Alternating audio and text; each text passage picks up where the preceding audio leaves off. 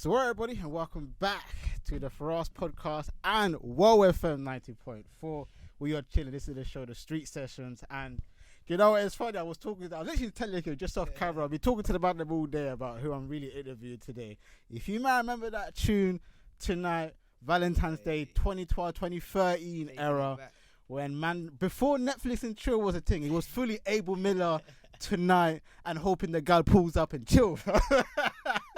We got Abel Miller in the building, man. What you say, bro? Big up, man. Just a pleasure to be here, bro. Pleasure to be here, back on the scene again, trying to release music and get to it. I want to say it's good to have you back. Like for somebody like me who grew up to your music back in college, and basically you was the person through college becoming a man in a weird way.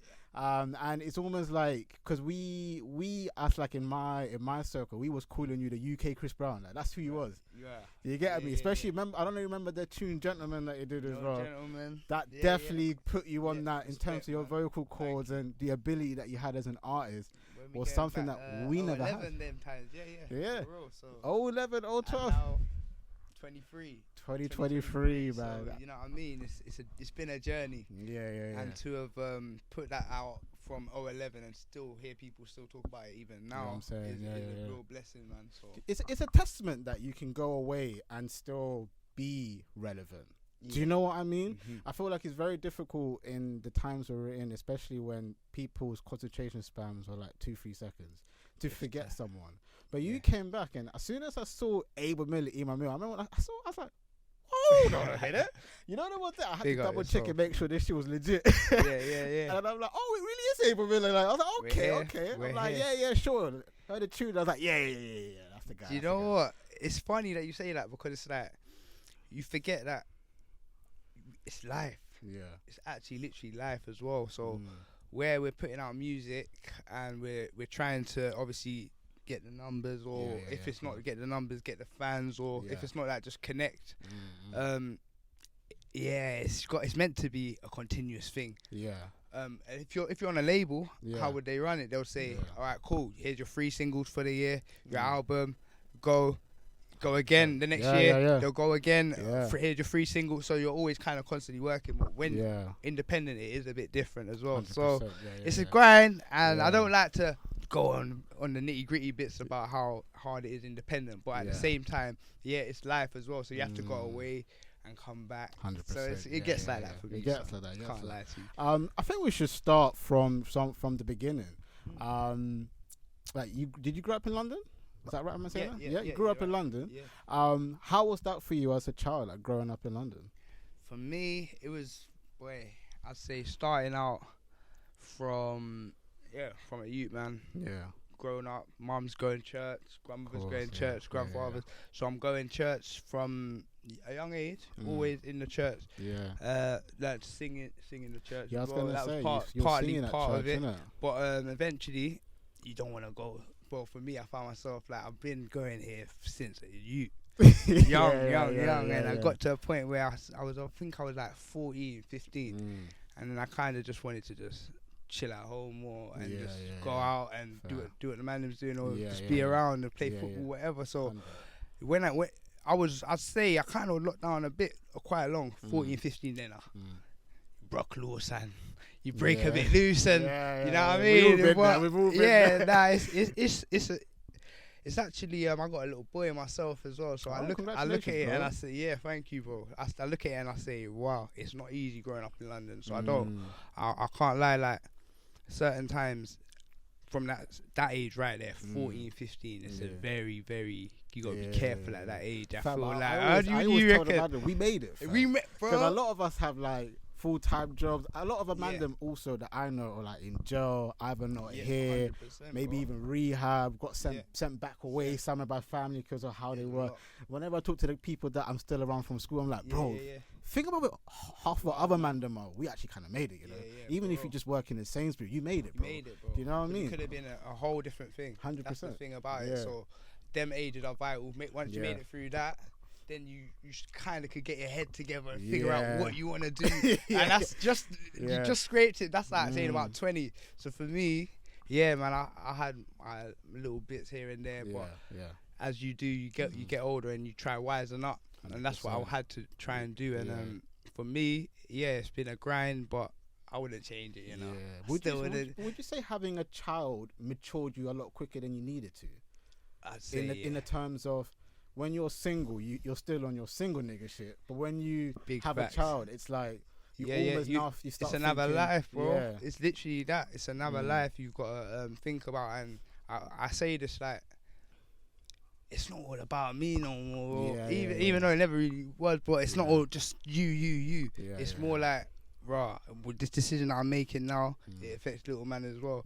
And you also the drive as well. 100%.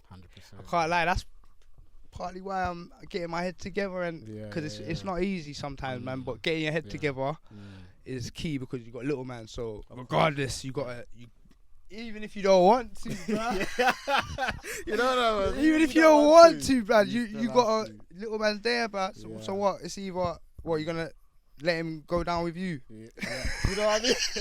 So it does mature you. It has matured me, bro. I can't lie. No, I expect that. And obviously we did touch on a bit, like you taking a break. Obviously we had COVID as well. Did that kind of, in terms of music, having that break and having basically no time to do anything else but be at home, did that actually help you with doing music? Bruv? It did. I made a lot of music in that time. I didn't even notice what I was doing at the time. I'm just recording. Didn't notice what I was stacking up for. But you were just getting I was getting busy, bro, in that time, and I realized you do want to drop though. You do want to release, but it's not right, and it's not the right time, especially quarantine. Shooting a video, it was getting locked off. And even a video I did get to shoot. This was early quarantine. 2020. Early though, it was featuring Swiss, called "Live It Up." I put that visual out, but even in that visual, you see the police in there getting up in there, because they're trying to lock that off as well. Just anything we were doing, innit? So we just even put them in there anyway. But it was a hard time at that time. But you just want to release. But I've got a lot of music done, so I'm ready for them. Ready for them. Dropping them and dropping We're ready for them now. Does that mean that we have a project on the way? Yeah, I've got a project, but you know what? We're gonna say singles for now, though. Singles for now, because you know what I realised with we're just talking, innit? So it's normal. With projects, I realised some of the songs can get lost. A lot of the songs, if you're not really marketing it how you really want to, a lot of the songs just can get lost. And I've realised I've put out quite a bit of projects now. I think it's single time now. Nah, it has to be. I think especially in your position when you've just come back, it's good to just get like a momentum going, get a little buzz going. 100%. Like, drop a couple singles and then some music videos. Bring back that buzz, and then then we go. And then if you want the project, and you know what I mean. And when the demand's there, you know when to drop. You know when to drop it, rather than just dropping it because you just come back and then people just. And then songs getting lost. You know what I mean? So smarter, man. Totally get. We got little man now, and we got to be smarter. Man, this ain't just fun no more. Nah. But does he listen to your music as well? Like, do you play your music to little man? He takes it in. He's on his. He's got his verses as well, actually. Okay. We'll get in. Is he rapping or singing? He's singing. Yeah. We've got him on it already. Bro, so is that what you're hopefully, saying? might have the Father's Day one drop. That'll might drop something. Sick. See if that can make sense. But if it makes sense, that'd be crazy. And I want to talk about the R&B scene. Yeah. We did touch a little bit on it earlier. Where do you think UK R&B is at for you at the moment? It's in a way better place right now, I think. Yeah. Right now, I'd say in terms of the amount of artists, it's growing. 100%. It's grown a lot more than before. You can't just count them on one hand like that. I'd say the music, because people. Yeah, man, people are going hard at the minute, I feel same time, it's like we're still trying to get that, because there's alternative R&B, and there's R&B. So for me, bro, I call R&B, like, there's a certain sound. When you hear it, you know it's R&B. 100%. You know, what we grew up on, certain sounds. When you hear it, you're like, that's R&B. 100%. But I feel like there's a lot of things that isn't R&B that's really just getting pushed into the R&B section as well, like alternative R&B, and is that a good or bad thing? I don't know. I don't know really. I guess it it's growing it because the name attached to it is big, so it makes it grow anyway. 100%. But I think the solid R&B is coming back too. Yeah, I think it's interesting because I don't know if you've seen it. Yeah. Because this is the reason why I asked you. Because and then I'll give you my opinion as well. Yeah. Because with P Diddy was having a conversation with like Fat Joe and that saying R&B is dead. They don't make music for love anymore. It's not about like what it was like sex. Now you got kind of like. What in his words, it was gangbangers making R&B music, so they're kind of talking greasy, but on like a love song, or like on a love beat, should I say, right? Okay. Which I thought was quite interesting because you got Jacquees. Chris Brown still, I mean, he dibble and dabbles in rap sometimes as well, but I wouldn't really put him in that category. But I just think it was interesting because I think R&B generally is on its route back. I think R&B is in an interesting space because right now I wouldn't say there's a lot of top artists, but there's a lot of emerging talents. And there's a lot of also talents coming back like yourself. I think a lot of people are either coming back or there's a lot of emerging who are now searching to say, look, we're coming for you at the top. I feel like it is in a good place. I think that's basically what you're saying. It's in a good place right now. It's in a good place. Hip-hop at the moment is kind of stagnated a bit now. We're searching for something new. The drill is very drill. The rap is very rap, but it hasn't really progressed. You then got pop, which is making its surgent back with like Taylor Swift having all singles in the top 10. My head recent, which was mad, And then obviously you got the Sam Smiths of this world, Ed Sheeran, Adele as normal. But the pop is like coming back to trying to be number one. You then got Machine Gun Kelly trying to bring back the whole rock thing. Rock's now making a surge, and he had like a number one along, which was one of the first times in a very long time Rock was number one. And I feel like now looking at R&B, it's like it's your turn to shine. You know what I'm saying? Do you get what I'm saying? Everyone's doing a little comeback, and now it's like R&B to say, all right, cool, listen, pop, we see you, rock, we see you. Hip hop, you've been there for a minute now. I think they gotta take. With anything in it, too much of anything ain't good for you, I guess, bro. That's what I'm saying. The R&B had its time where it was killing it for a long... Early 90s. Yeah, it had its good run. I feel like even 2000s. 2000s as well. 90s, 2000s. Had its time. They had a good 20 years. It had a very good run, if you're being real. If you're being honest. Like, when it came, it's like, it had a very, very long run. It was mad, Which is why I'm not surprised that it kind of fell off. I wouldn't say fell off, but what happens is when all the eyes on the top are no longer at the top, it's just somebody else that takes over for a bit. Now there's new people that's gonna jump up and be at the top as well. So that's it, man. That's where we're at with it. It'll be interesting to see where we're going with that. Yeah, man. I'm in it too. I'm in the mix, man. Come on, don't count the way out. Building, man. Hey, listen, I can't wait to see you back on stage and performing again, man. Like, even I remember me back in the day when I was in school. Like, you was the guy, bro, and especially if you wanted to be cool with the chicks, bro. You was banging Abel Miller and all them girls, bro. Nah, it's all love, man. It's all coming. You're a legend, man. Even if you don't feel like you are, what you did in that R&B era, I think, if you're talking urban like streets. For the mandem, because your time of R&B, to be fair, for the UK mandem, especially if you're like in the streets, to be fair, not a lot of people wanted to sing and be in the streets. You sang and was in the streets. Like, do you not understand? Like, you was a revelation for the UK. Brother. If you have to think, you're a revelation for the UK scene, because I knew singers that would be like, nah, I'm sticking to this rap thing. I'm just gonna rap. They didn't want to sing. You can sing, bro. Like, just sing. They're like, nah, bro, I'm not trying to do that. You know what? You are killing me right now, bro. But if you have to think, that's facts, you know. Yeah, you know what? Nobody wanted to be a singer, but you came out and did that for the streets. I think. At the end of the day, you're a legend. Someone had to do it, man. Someone had to do it, man. Someone had to do it. You had to try that humbly as well. Like, obviously, we look over America, R&B. You say America, right? Yeah. We had Craig David as well. That was 100 inspiration for me as well. So the artists like that made it a bit easier for myself to wanna go and do my thing, man. 100%. No, I respect that. And do you know what? I actually didn't know this. When I was doing a bit of research for today, is that you was an X Factor. Yeah. With your siblings, bro. Which I thought was mad. I was reading that. And I was what? Swear down. The way I used to try to hide this, blood. The way I used to maneuver in interviews, like, they're not gonna. But you know what, bro? The reality of it is, that is what kind of started everything off, like the drive and getting that real drive for it, because that was 2008, the year Alexandra Burt won that year. JLS, they came third. There was a lot of people on that year. Even One Direction, Liam Payne from One Direction, he was doing the solo thing.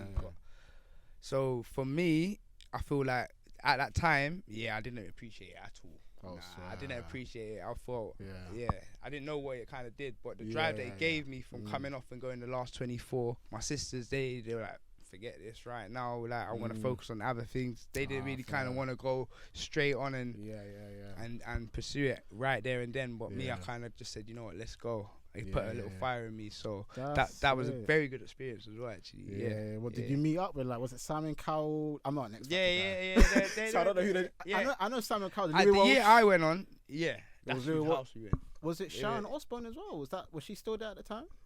No, it was Cheryl Cole that year. Was it Cheryl Cole that year? Yeah. Okay. So that's when Cheryl Cole kind of took over for Sharon Osbourne. So that was that. Calm experience. That's a mad experience, though. Yeah. That's crazy. Do you speak to anyone from that season that you're in? No.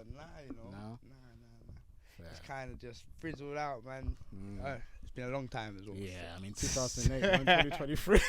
We gone, man. Even 18, bro. That's and then obviously opening up for Bobby Valentino at the Jazz Cafe, bro. Big deal. I think if I remember correctly during that time, because like I said, you were from the streets as a singer. A lot of us looked at that as, bruv, swear down you can be in the streets and sing. And then open up for Bobby Valentino at that time. When Slow Down was doing the bits. Do you know what? How was that?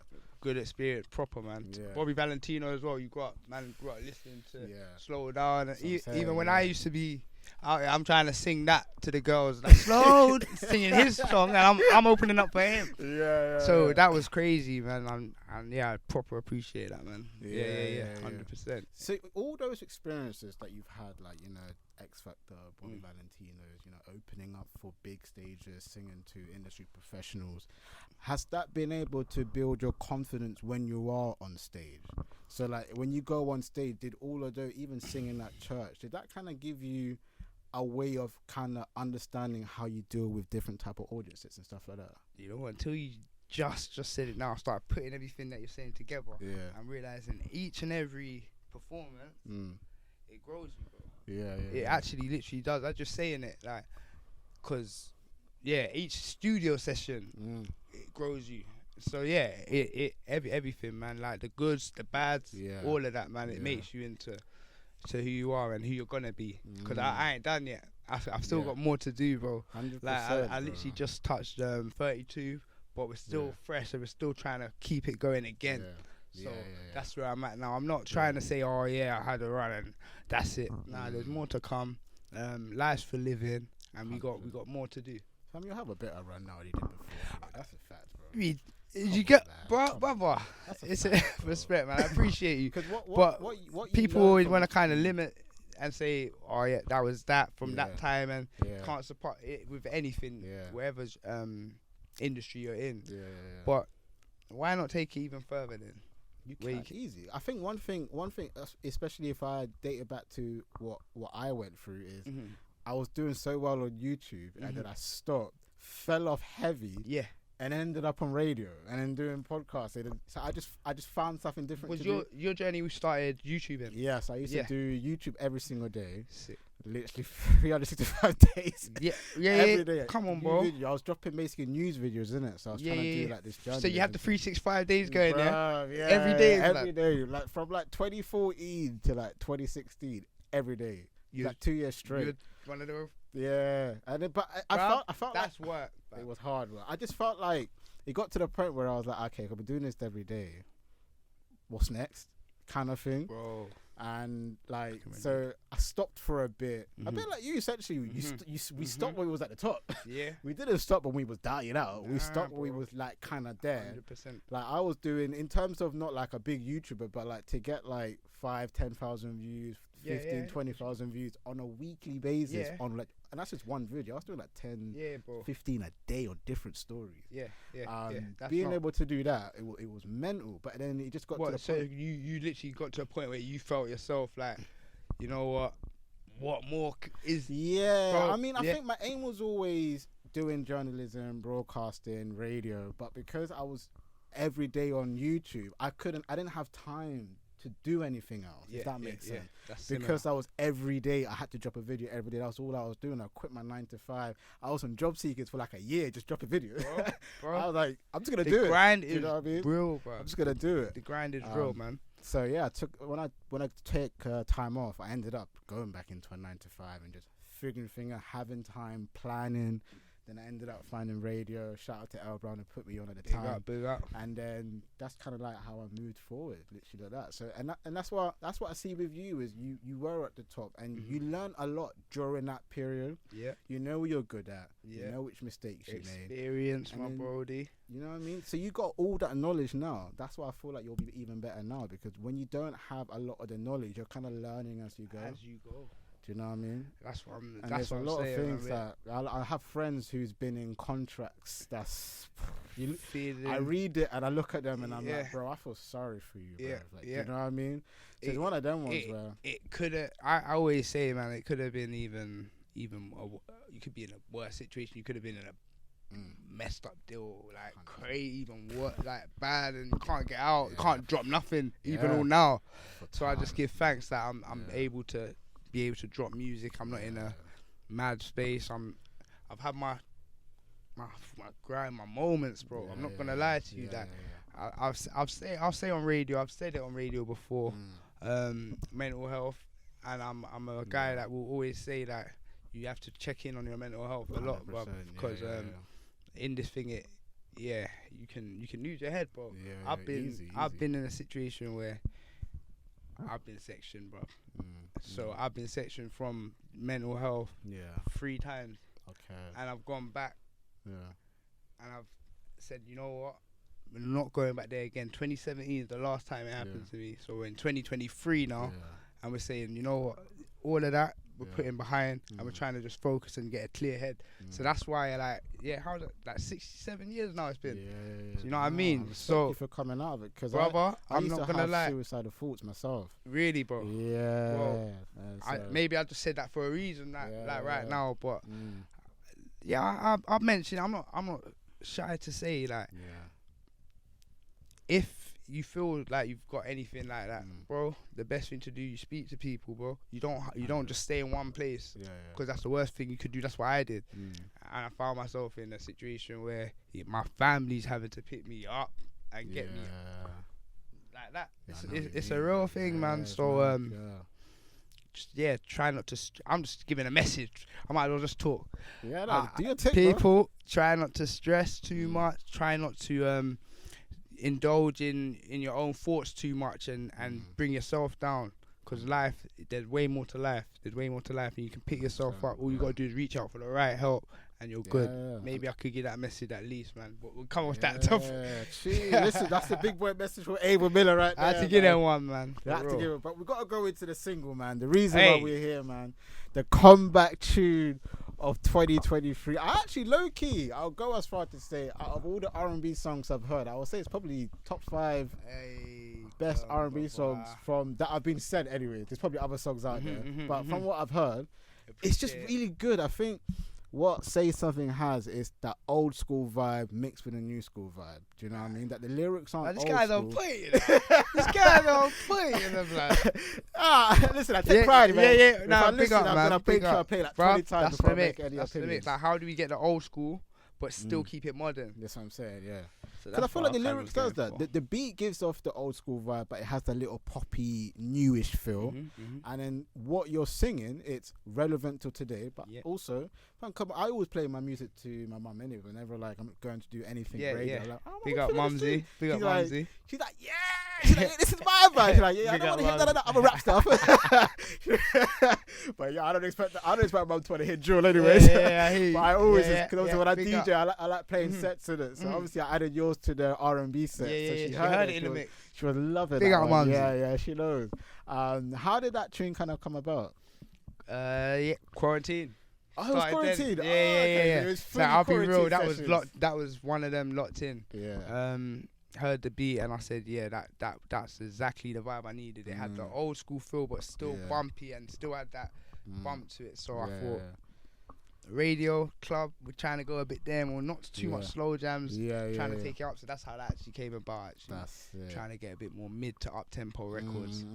And with Say Something as well, how did you know that this should be the one that you come back with? Because when you have been away for a little while, that comeback tune can be very difficult to decide. I'm sure you sit there, there's like 20 songs like these are all bangers. Which one do I go with? How did you decide that this is the one you're going to start with?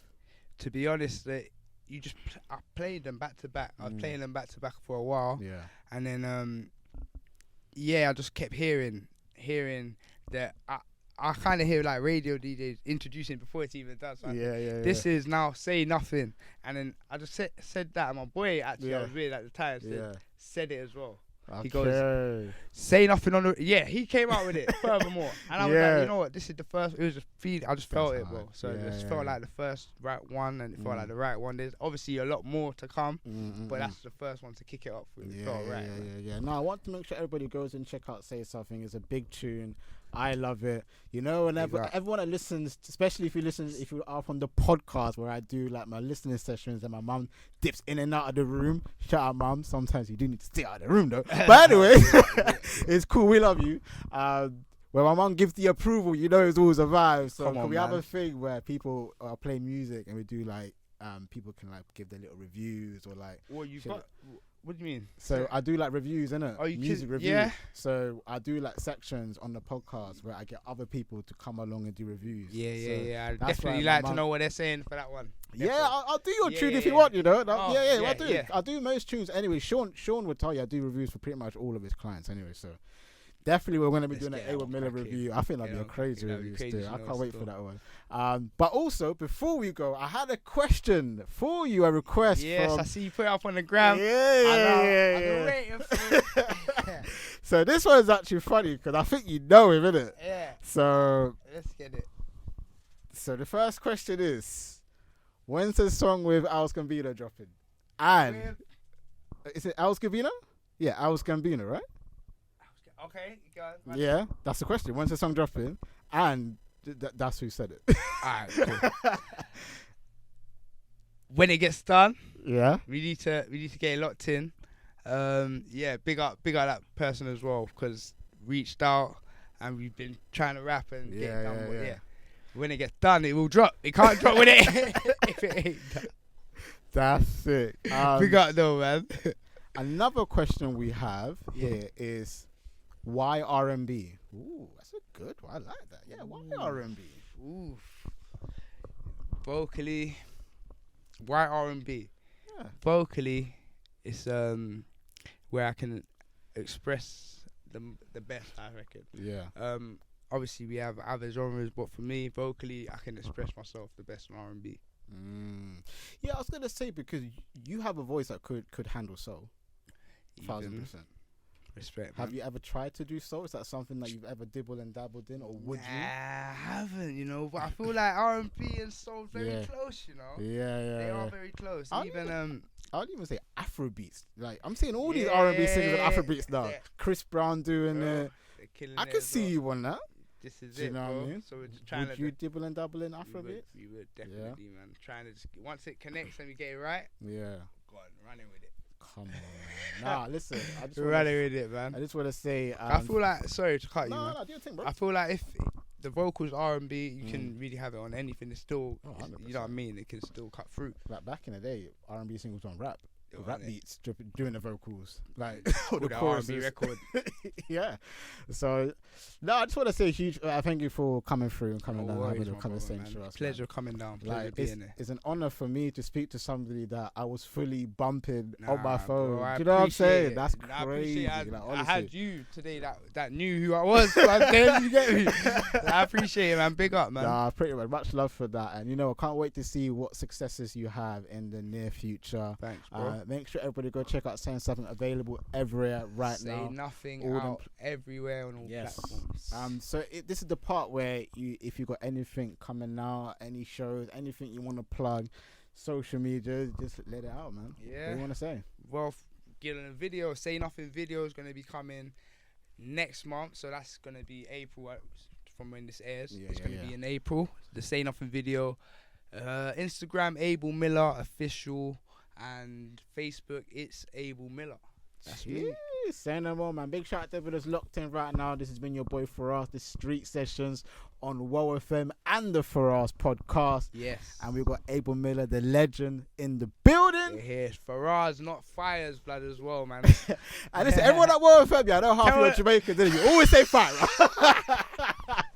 Up time. Yeah, man. Big up. No, I love that everybody that's locked in, man. Again, listen, we'll catch you back here every Tuesday between the hours of 4 to 8 p.m. You know the vibes. We out. Been tuned into the Street Session with your boy Firahs and Joe MK. Why is this the name of our show, bro? Because we're the hottest in the streets.